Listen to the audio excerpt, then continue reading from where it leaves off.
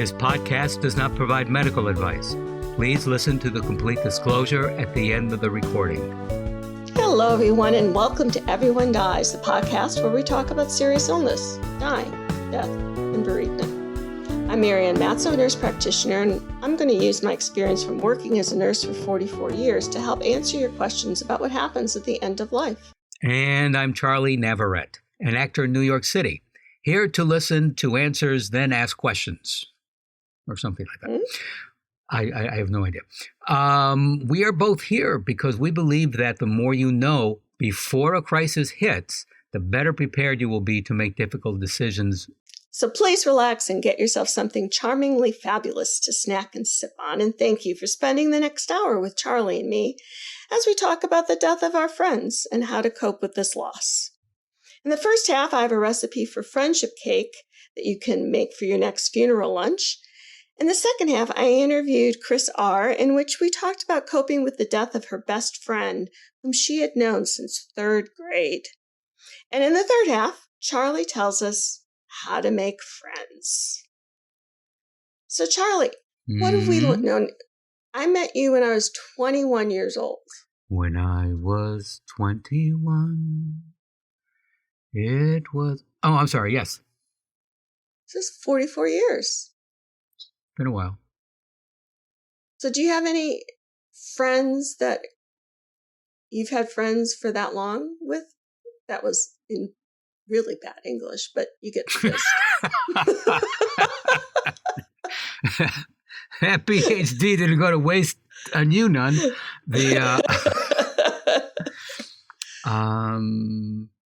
No. I'm in terms of maintaining that friendship, no. I mean, there's people, I know longer than you, but, I've been spoken 40 years. Gee, literally decades. I was going to say years. No, decades. Why don't you stay in touch with them? I don't like them. No,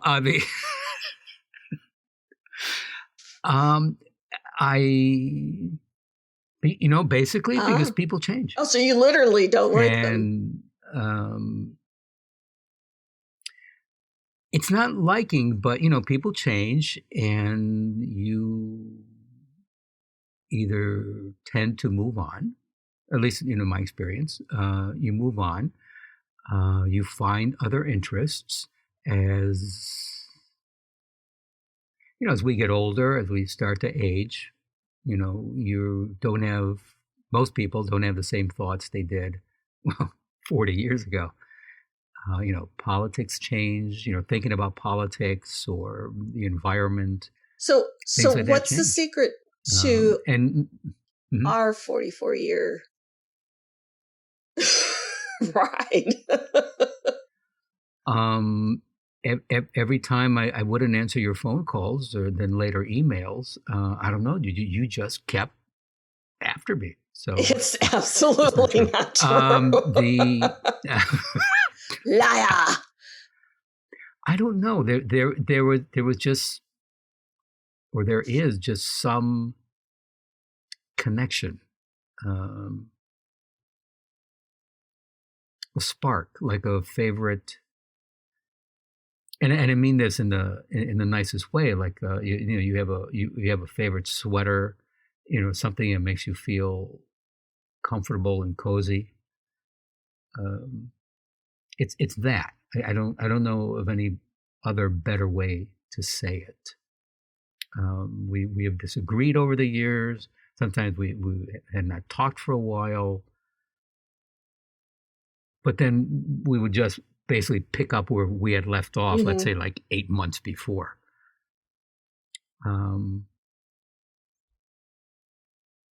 Yeah, and there's no one else I've consistently done that with.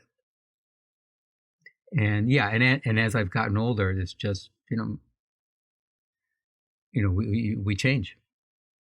So a lot of people, that I've been close to for a long time. The thing about people drifting apart, things change, and you move on. Yeah. I What are don't your know. thoughts? Sometimes you're like a brother. Sometimes you're like a husband, but without the sex, which I guess in some marriages is like a Hmm. husband.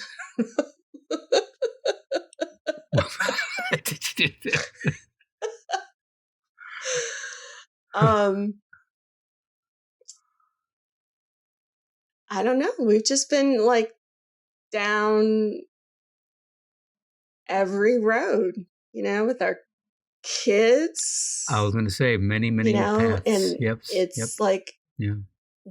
if you needed directions to Chung's or, oh my God, Michael's been shot, it's like it feels like I'm like the first person you call. Hmm. You don't notice that? Or is that not true? No, I don't notice it. I guess just because, and I'm not trying to like say I don't think of you. It's because when I say I don't think of it, Mm-hmm. I just do it without thinking. That's what I'm trying to say. I just do that without thinking because it's you. So if it's like your parents being sick or, your dad falling or any, just it's like, Mm-hmm. Yeah. here's what I need to know. So yeah, and then when I die, as I'm dying, and I'm assuming I'm going to be the first in my among my siblings to go. I better be. I can't imagine losing any of my siblings, but it's not going to be up to me. I've had two of my siblings die. So really sucks. I know I can't. Yeah, it was one thing with my parents. I don't even want to think about it. But yeah, I mean the four of us are on board of what we each want, and when we die, and the others will support that. But also you are on that list that that somebody will call you and say, I thought I was on the pull the plug list. Yeah. Oh, good. Yes, that's what I mean. You're on the list. Yeah, I don't want to miss that. Plug. Yep. Yeah. You say that with just a bit too much enthusiasm in your voice. Yeah, you got probably quite a few women in your life who are like in line. Is he still breathing? Okay. So I understand he's still breathing, but how is he breathing? I mean, we don't want him to suffer. Where's that plug, by the way? Yes. So thank you for your enthusiasm. It's because I love you, Charlie. Mm-hmm. And speaking of love, our recipe this week is for friendship cake, which is made with a starter that you nurture for weeks prior to baking this cake. And about 30 years ago, somebody gave me this little jar. It's like, would you like a little jar of this starter? And here's the recipe. And it's really, not that hard. And I spent weeks like stirring and adding sugar and whatever. It was like, this is really a big commitment. So just so that you know it, you can get this starter. You can divide the starter to share with your friend or with your enemy if they hate to bake and nurture things. This recipe is for responsible people, so as not to kill the starter. But I got to tell you, the cake that comes out of it is fantastic. So. Okay,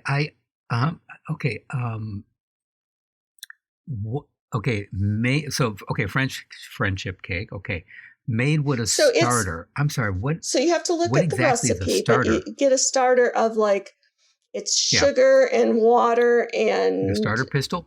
Like a fruit juice or that kind of thing, so that it'll ferment and it'll grow. And every like 3 days or something, you add, I don't know, a quarter cup or half a cup or something of sugar to it, and you stir it. And after 3 weeks, it's fermented, and then you add different kinds of fruit and flour and all of that, and you make a cake, but you only use like a third of the starter to make the cake. So either you make 3 cakes, and I guess you could give a cake to a friend, or you can take a third of it and give the starter to a friend. And then they can go through that 3-week process of nurturing it and baking a cake. It's like a pyramid scheme, only with cake. I see. Okay. Either just to go to a bakery or something. Well, but, it doesn't have that. It doesn't have that friendship aspect to it if you just go to a bakery. I see. Well, but if, folks go to our webpage and shake hands with this recipe, plus check out, how about that for a segue? So, yeah, so please shake hands with the friendship recipe, plus check out additional resources for this program. We hope you will be best friends with us and follow us on Facebook and Instagram. And remember to rate and review this podcast, folks. Listen, we have a link in our show notes that makes rating our podcast easy, and that would be very helpful to us. Okay, so the secret's out now. We are a licensed nonprofit organization dependent on your kindness. We always appreciate your tax-deductible donations. Many of you have let us know that our podcasts, especially Marianne's expertise in plain English about dying, have been of help to you. So if you can spare a couple of bucks, please go to our webpage to donate so that we can continue to provide quality shows about serious illness, dying, death, and bereavement at www.everyonedies.org. That's dies.org. And speaking of Marianne, what do you got next? So this week we're going to talk about friendship. And Chris had written to me and said that her best friend that she's known since 3rd grade, so 50 years, had died recently from Alzheimer's disease. And Chris was there with her and held her hand and played her favorite music. But, in her Chris is in her 60s, she's like, I don't know what to do now. I've got my husband, I've got my child, but I don't have my best friend anymore, and I don't know how to handle this. So take a listen to our interview. Today I'm going to be talking about I guess maybe the theme would be grief and loss as it relates to a lifelong friend. Now, when we're young and we have our best friend, it's like, they're everything to us. And as we get older, some of those best friends do get to stay with us. They stay with us throughout our whole life. And when it comes to a point where they get sick and they die, it's like a piece of yourself is lost. So today we're going to be talking with Chris Rector. Chris' best friend was Kathy, and Kathy died last year. So Chris, welcome to our show, and thank you for talking with us. Well, thank you for giving me the opportunity. So tell us about Kathy. Was the most amazing best friend. We met when we moved to the same neighborhood in third grade, and when she passed away last year, that would have made over 60 years of friendship. Neither of us ever moved away from our hometown for more than a year or two out of all that time. So we have stayed close, raised children together, and she was just very special. So tell me like your favorite memory about Kathy. My favorite memory is how much she loved Christmas. She was like a clone, in a good way, of Martha Stewart, and so she had like this whole village of porcelain, Christmas stuff that she put out. She had 3 major sized trees in her house. Wow. And would entertain. Her husband owned his own business, and she would just do this elegant entertaining all the time. And we did exchange gifts at our birthdays. My birthday is Christmas, so I could never hardly wait to go to her home and, see all of her Christmas and, exchange our gifts. So I that's got to be the highlight. Yeah. Wow. And so, did you guys go to college together? Did you go to different schools, or?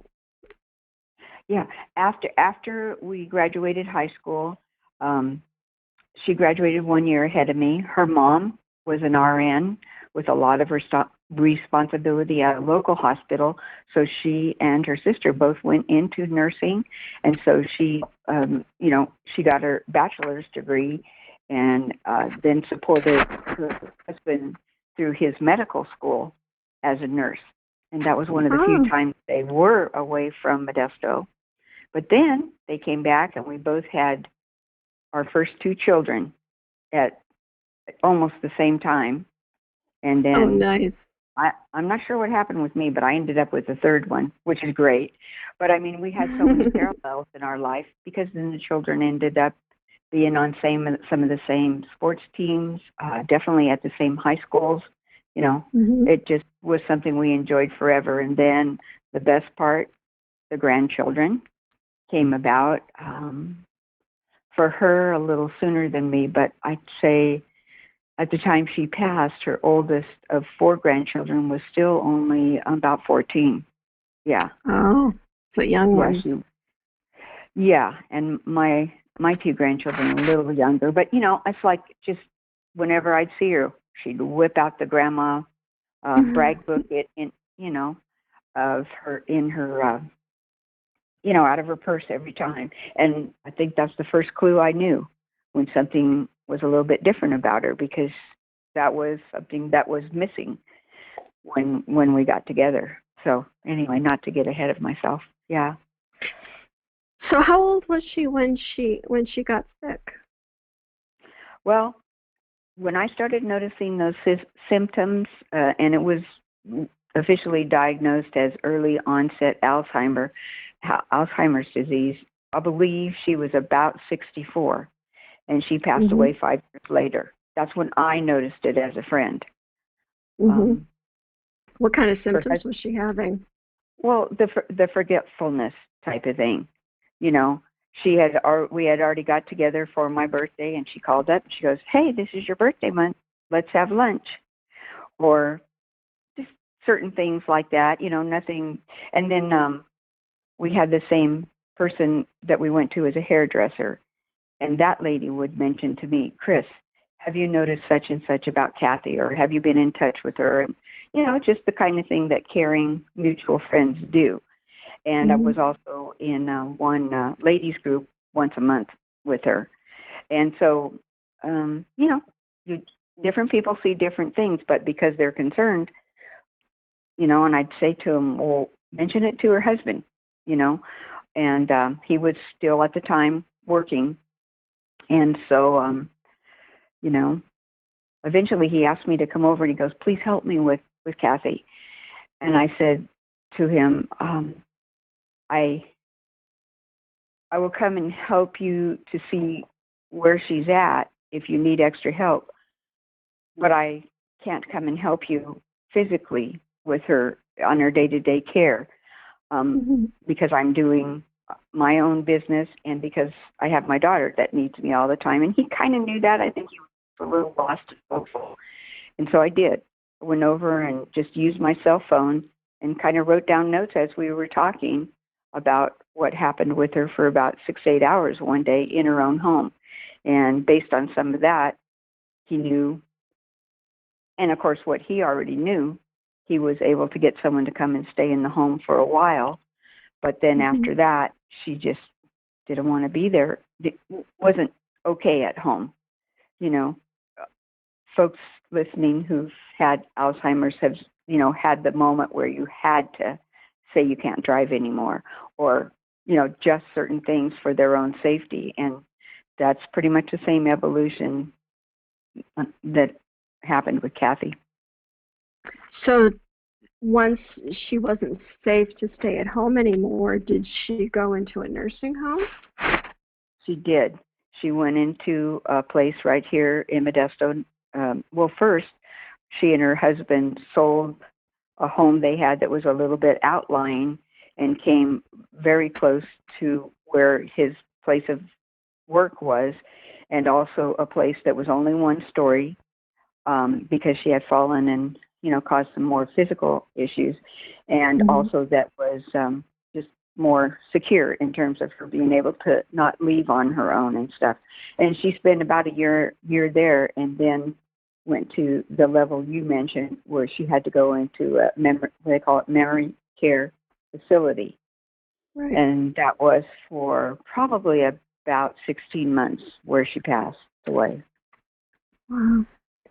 Now, you have a daughter who has cerebral palsy, right? And so she requires a lot of care from you. How much care, how much time were you able to spend with Kathy? Well, I think it was a time management issue. When I did go out for my session at Curves, the ladies' exercise, then I would call and say, can I stop by? And the person who was with her at home would tell me whether or not it was a good time to stop by or not. And my visits to her would more or less depend on what Kathy's say. And as it started to really decline, so I wouldn't visit her as often as we used to get together beforehand, but as often as I could. And to be perfectly honest, it was really hard to go visit her, and to see these changes come about, and to see how her grown children and husband, how it was affecting them. But I think every time I said to myself, I don't know if this is going to be the last time she recognizes me, and I don't want it to be, and I'll only know that when I go there and she doesn't recognize me. Yeah. Did she recognize you to the end? Almost. I know she knew it the minute when she was passing away and her spirit was leaving her. I know she did, because she took I was holding her hand, and she squeezed my hand,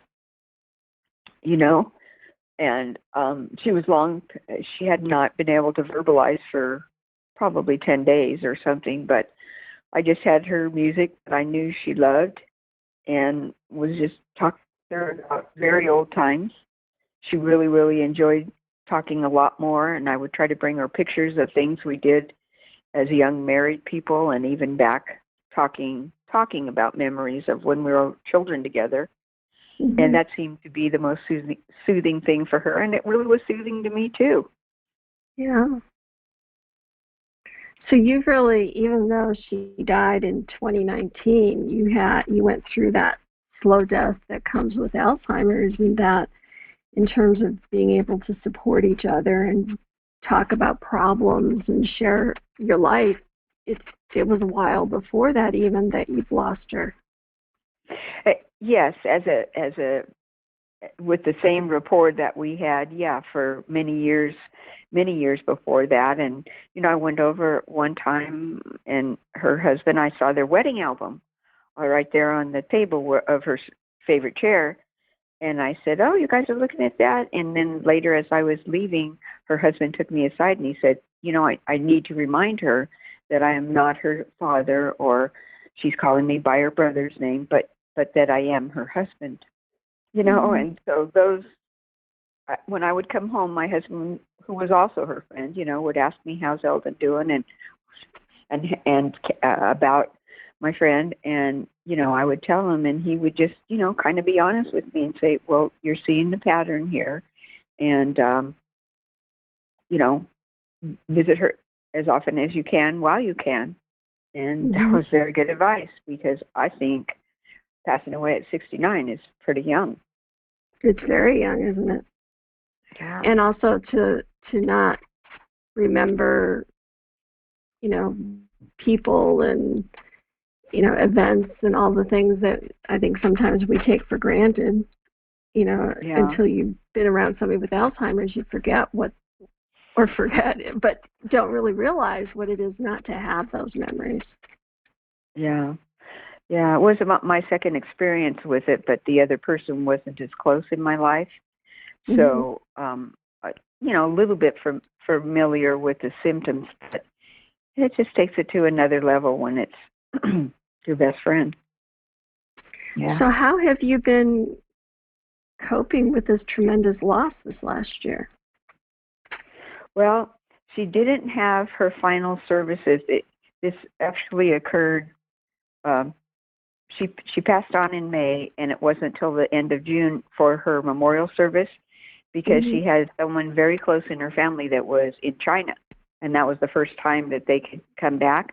So during those 6 weeks, I went through a lot of photographs, and I called a few of her not mutual, but some other people I knew from her church and stuff and I said, hey, I want to put together a video presentation, or I mean, what do you call it? Like a PowerPoint presentation of photographs from the years. And I spoke to her two sons too. And so I was able to put at least poster boards with a lot of these memories at her service, at her church. And that seemed a lot of people, when you see yourself with that picture in that memory, whether it was 20 years ago or whatever, then that's some sort of comfort, I think. And so that made me feel good to do that for her husband and for her two sons. So there was that. And then from then on out, truth be known, her husband got remarried again right away. And I haven't had near as much communication with him in the past year. I think if I called him, I'm sure it would be cordial, but he's kind of started a different life with someone else. And that's just a different element of it. That's just not anything that I can really be too concerned about.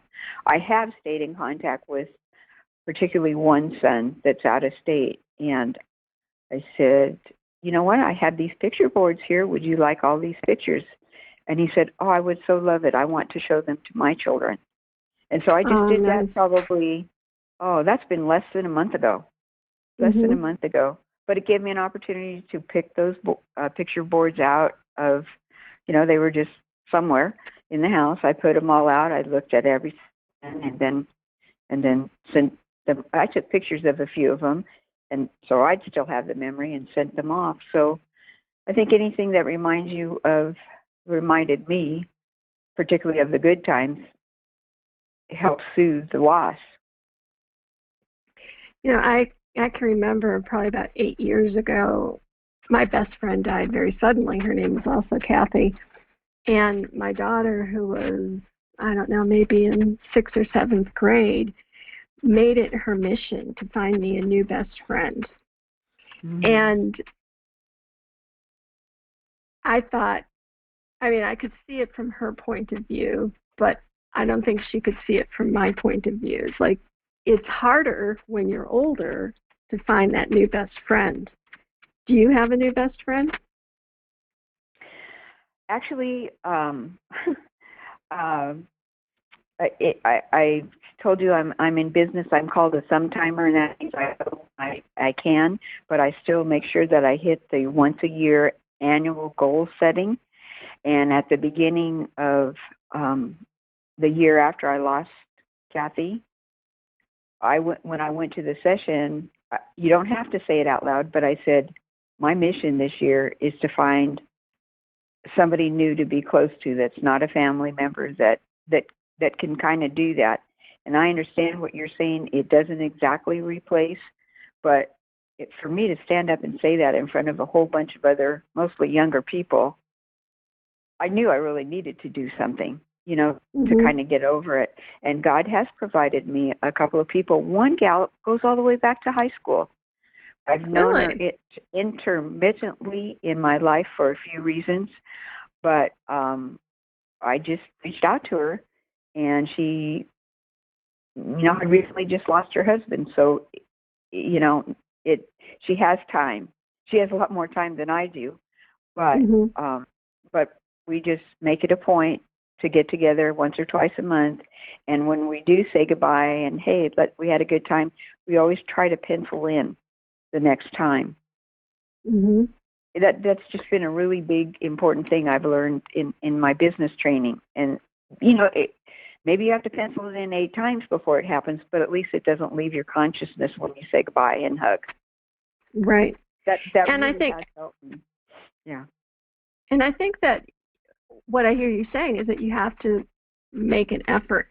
Like if you're our age and your spouse dies or your marriage ends for whatever reason, and you decide you want to date again or you want to marry again, you got to really make an effort. And you have to really make an effort to find your new best friend too. Don't you think? Yeah. Yes, I think that's true. I've actually do have another sister, and just due to circumstances, we weren't around each other, no discord or anything, but I just sought her out more, and she's responded. But for a while, like I said, I had to get pretty isolated, and my husband was pretty worried about me, but he's like, "Oh my goodness, I love you, but I don't know how to fix this. Go to the doctor, do something." Right. I mean, at least he did that because he cared. I mean, he could have just ignored me. And I love my family, my kids, everything. I will still continue to do things, but sometimes it's kind of like, hey, did I stop at that last red light? It becomes automatic. You still do it, but you can't even quite remember the sequence of events you just went through because your mind is just not really present. So I've had to tell myself many, many times, be intentional, focus, and because there's so many things we can't change. Right. And, circumstances that are brought to us, all throughout our lives, they're either we figure out a way to make it, a gift and something that can bring joy to our lives, or we can get pretty jaded and depressed and sad and isolated. And it sounds to me like as much as you miss Kathy, you've said to yourself, I need adult female companionship. Not that the husband's not good and not that the kids aren't good, but you need to have somebody who's a peer that you can talk trash with or go out and eat with or whatever. And I think it's very easy to let that piece go. When you're younger, having a best friend is it's just what we do. But as we get older, we have to also remember that that's a vital part of our socialization. Yeah. My sister calls it, she has 5 grandkids, or she's had 5 grandkids for almost 20 years, and now she even has a great-grandchild. And when her husband goes to play golf periodically, and none of those have asked her to babysit anybody, she calls it a me day, M-E. I'll call her up, hey, you want to go out to breakfast? My husband's golfing too. And she'll go, nope, I'm not going anywhere and doing nothing. It's a me day. And see, that doesn't sound appealing at all to me, but at least she knows what she needs. That's why I need to spend more time with her, right? Well, so, or, find out what is she doing during that me day. It might be that she doesn't, get dressed or, eat Oreos. Who knows what she's doing? It's true. It's true. And that's just the thing. I think one thing that I have learned when I'm older, that best friendship is not based on you like all the same things and or dislike all the same things. It's appreciating the things in common that you have and just saying, well, let's not talk about money, or let's not talk about TV shows or the state of millennials, or I don't know, I'm picking it out of the air, but you can still have a wonderful time with somebody for a few hours doing something that you both enjoy. And that's part of what keeps us sane, and I think also keeps us from getting too old. physically how old we are, but then there's emotionally how old we are. And you can get into a cycle where, because you're so isolated, you don't know what's really going on out in the world and what the issues are for other people. But, staying connected is a way to stay mentally healthy. That's very true. And, along that line, you brought up my daughter. My daughter has had, 24/7 needs. She's long out, I can't think of the word, outlasted what the medical predictions were for her. Mm-hmm. And the best part of that is just what you're saying. I would have not known all these wonderful, valiant parents and grandparents and adoptive parents who have gone outside of themselves and always feel like it's worth it. But boy, sometimes it spreads you really thin, Right. But if you don't, they say this at my job, if you don't get out of your comfort zone, you're never going to change anything, particularly improvement. You can't improve if you're satisfied with the status quo. And when, right after my friend died, I didn't want to hear any of this. I just wanted to mope for a while. And there's a stage to doing that. But I have had some other losses, and I've been lucky enough to have some people in hospice guide, even if it's just through a pamphlet that says, hey, you're not alone in this. But Mm-hmm. if you keep it to yourself, it might last long. I don't know. Everybody's different. But for me, to keep it to myself was not helping me at all. And it's good that you know that. And, learning about grief, we have podcasts about grief that, you can listen to and get a sense of, oh, yeah, I'm going through that. It's good to know I'm not the only one who experiences these things. Because sometimes when we're smack in the middle of it, we feel like, oh my God, there must be something wrong with me that I'm responding this way or that I'm feeling this way. And in fact, it's just part of the process, and it's part of our humanness when people that we love die. Yeah, for some reason, and particularly in our Western culture, we do not revere the end of life like we do the beginning of life. And it just is what it is. But it is unfortunate because, I do believe that there's no doubt in my mind that Kathy was a wonderful person and she will have a wonderful reward in the afterlife. But that isn't what made me sad. What made me sad is my selfishness, or thinking about her kids and grandkids that don't get to have her for another 20, 30 years. So you have to kind of refocus that. And I'll tell you what, no matter what I've gone through in my life, it doesn't take very long that you talk to another person and you find out that they either have it a harder road to hoe or they know somebody that does. And perspective has helped me a lot. It really has. And, I don't think it's selfish to say, it's my selfishness in her, her dying and how I'm feeling is that, it's natural to want the people we love to be with us and to continue to make memories. I don't see that as selfishness at all. It's what we do. If we like it, we want to keep doing it. And when you have those kinds of relationships, you want to keep them. I'm sorry, go ahead. It's okay, but one day I had this realization. My dad died of cancer after only a few months, and he was only 59. And I was so unprepared in my 30s for that to have happened to him. So I would say now, so then I started looking, hey, at least I have my mom. I had her for another almost 30 years after that. Now, there's a blessing, my dad had still passed. That was still not good, or that was difficult, but at least I had my mom for a lot longer than that.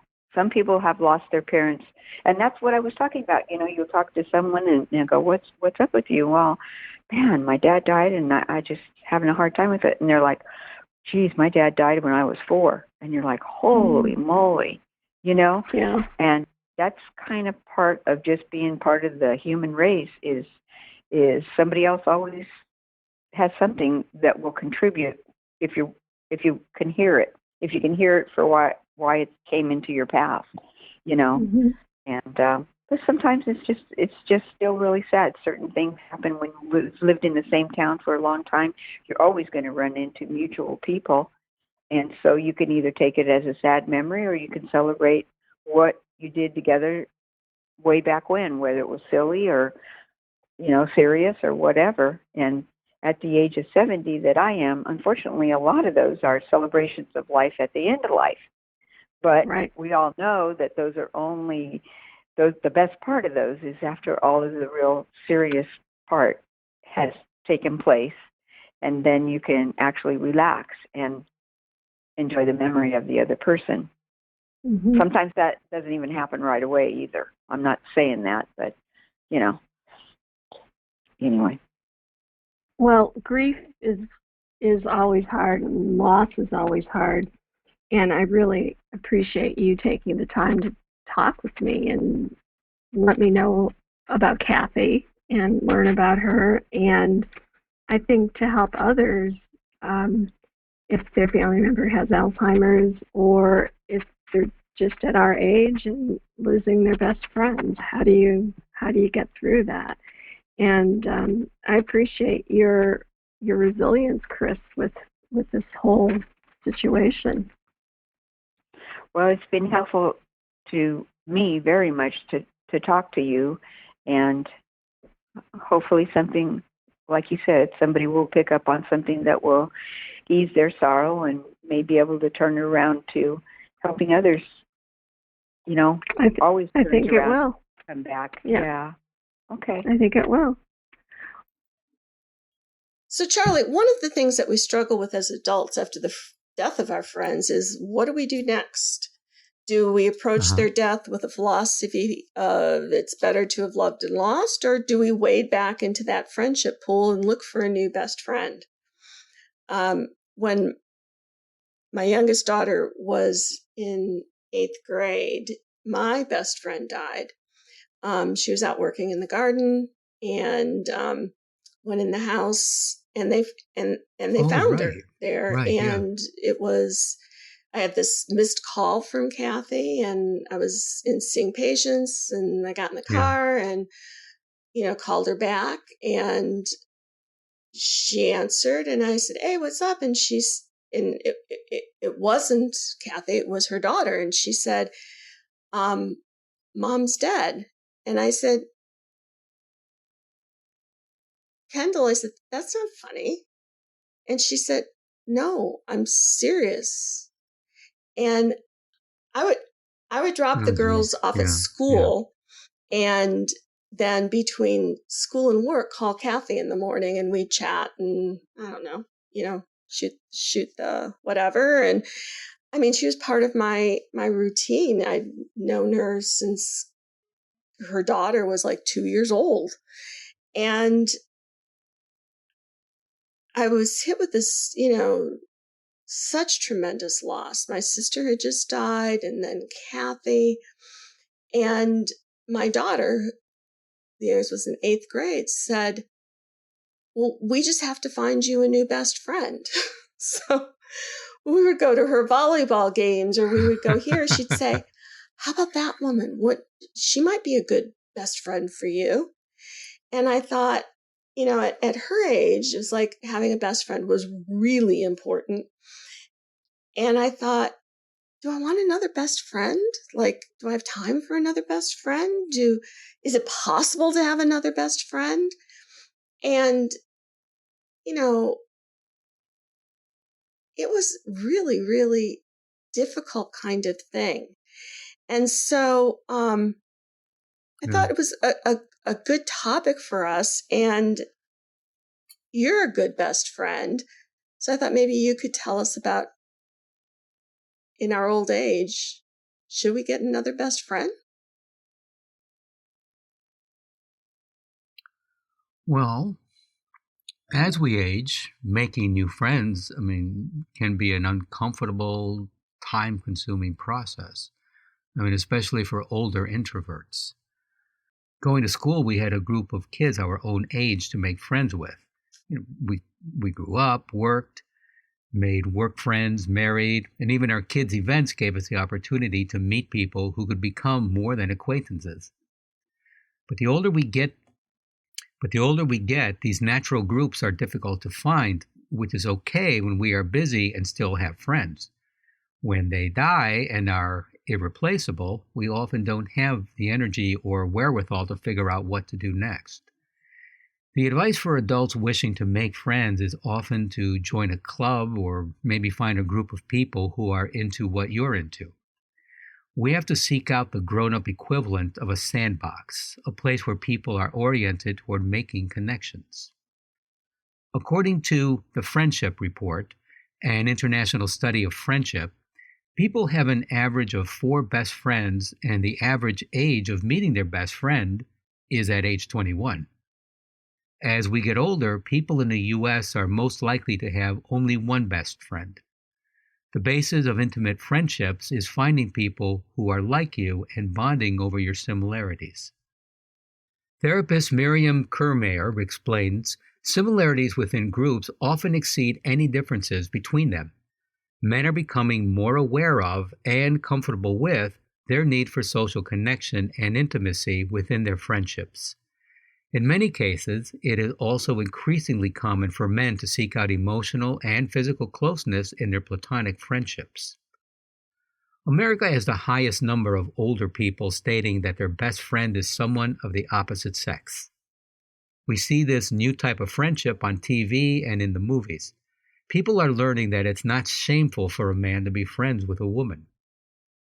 Melissa Kirsch wrote in her New York Times article that finding the running club or knitting circle is the organizational part of friend making. The greater challenge is moving through the awkwardness and fears of rejection that we may have thought we left in the high school cafeteria. Marissa Franco, a psychologist and the author of Platonic, How the Science of Attachment Can Help You Make and Keep Friends, recently mentioned in the Times 3 theories about the dynamics of meeting new people. 1. The liking gap. We tend to underestimate others' esteem. When strangers interact, they're usually more liked by the other person than they assume, Dr. Franco said. 2. The acceptance prophecy. When people assume others like them, they tend to become warmer and friendlier, she said. And that leads others to respond warmly in turn. 3. The theory of inferred attraction. People tend to like people who they think like them. So the more you can show people that you like and value them, the better. But even when you address these issues, some people think they have all the friends they need and do not have the time or bandwidth for any more. Half the struggle is finding someone who wants the same thing as you do, at the same time. Or, according to Miranda on Sex and the City, men are like cabs. They wake up one day and they decide they're ready to settle down, have babies, whatever, and they turn their light on. In our older age, we may find ourselves looking for a cab with its friendship light on. Besides taking classes of interest to you, going to the gym, walking groups, dance classes, checking out Senior Planet, or striking up a conversation with people who look interesting, you can use a dating app for friends. Bumble has an option to look for friends rather than romantic partners. You can set up a profile and meet new people. We would love to hear from you. We would love for you to write to us about making new friends after the death of a friend, or maybe just making friends in general.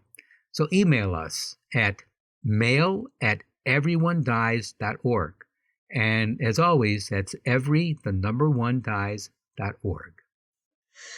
So did you know, I didn't know that Bumble had like a section just to make friends. I know that Bumble had bees, but apart from that, no. I have heard of this, though, that, it's not always about, romance or hooking up or exchange, but it could be something just people So I was looking just at chatting. I was looking at the Bumble app, Just and chatting. so there's one, like to meet people for dating or whatever. There's one Yeah. to make like professional connections, like to grow your business, that kind of thing. And there's one to make friends. Yeah. And I didn't go further in terms of, but I assume you set up a profile like you do on a dating app.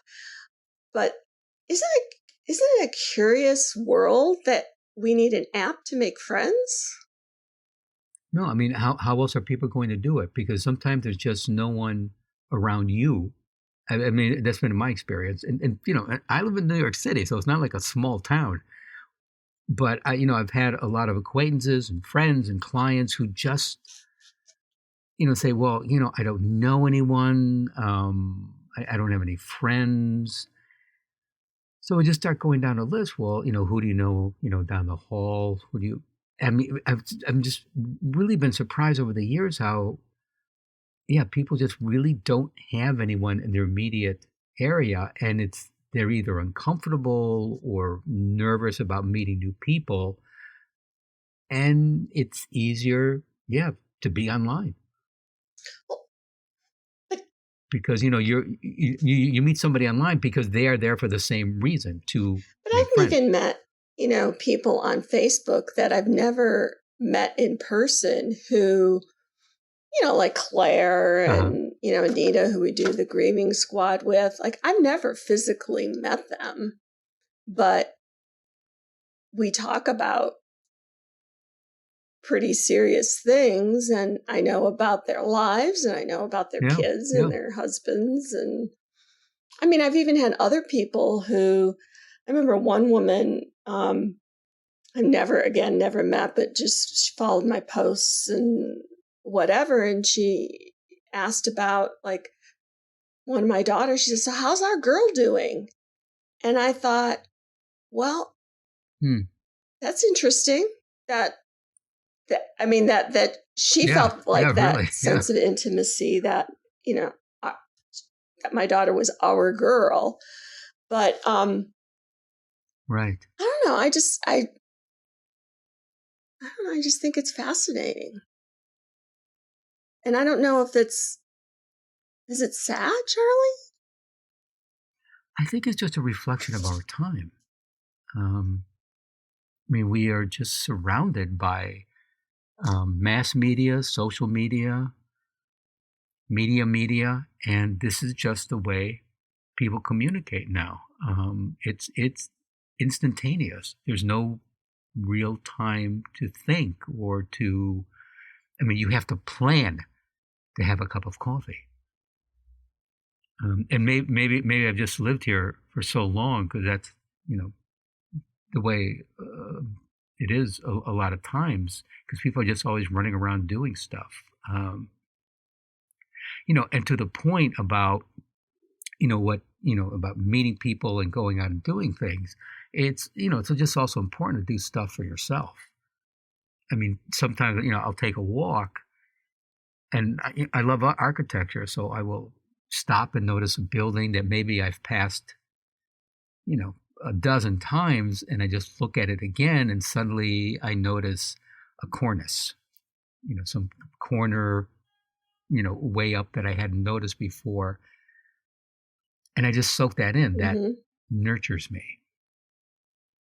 I don't need to do anything but just, to take that in. I don't know. I just find that very soothing, and it's nice. I mean, sometimes you just get into conversations with people, but you have to put yourself out there, and it's difficult just to put yourself out there. So I think yes, if you just in the peace and quiet of your home, you meet folks and talk to people online. It's the 21st century. Yeah. So with that, please stay tuned for the continuing saga of Everyone Dies, and thank you for listening. Like sand through an hourglass, so are the days of our lives. This is Charlie Navarrete. And from Joseph Campbell, every process involves breaking something up. The earth must be broken up to bring forth life. If the seed does not die, there is no plant. Bread results from the death of wheat. Life lives on lives. Our own life lives on the acts of other people. If you are life-worthy, you can take it. And I'm Marianne Matzo, and we'll see you next week. Remember the words of Emily Dickinson. My only sketch profile of heaven is a large blue sky, bluer and larger than the biggest I've seen in June. And in it are my friends, all of them, every one of them. And every day is a gift. This podcast does not provide medical advice. All discussion on this podcast, such as treatments, dosages, outcomes, charts, patient profiles, advice, messages, and any other discussion are for informational purposes only and are not a substitute for professional medical advice or treatment. Always seek the advice of your primary care practitioner or other qualified health providers with any questions that you may have regarding your health. Never disregard professional medical advice or delay in seeking it because of something you have heard from this podcast. If you think you may have a medical emergency, call your doctor or 911 immediately. Everyone Dies does not recommend or endorse any specific tests, practitioners, products, procedures, opinions, or other information that may be mentioned in this podcast. Reliance on any information provided in this podcast by persons appearing on this podcast at the invitation of Everyone Dies or by other members is solely at your own risk.